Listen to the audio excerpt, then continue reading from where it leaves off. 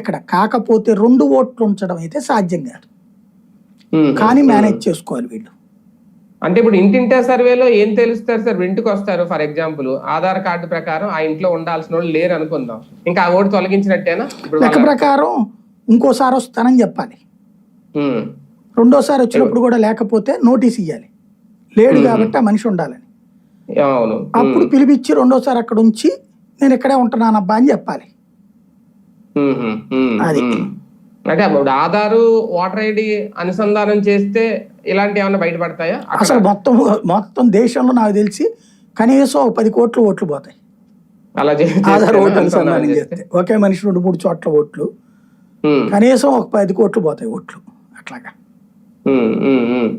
Telugu Desam party జనసేనలో ఆ భయం కనిపించట్లేదు. ఒక రకంగా అధికారం కూటమిలో ఉన్నారు కాబట్టి వాళ్ళకి ప్లస్ అని ఏమైనా అనుకోవాలా సర్ర రేపొద్దు? అంతే. ఇప్పుడు ఇంకోటి కూడా ఉంది లెక్క. జగన్ అధికారంలో ఉన్నప్పుడు అనేక మంది టీడీపీ వాళ్ళు కనిపించేవాళ్ళు హైదరాబాద్ లో.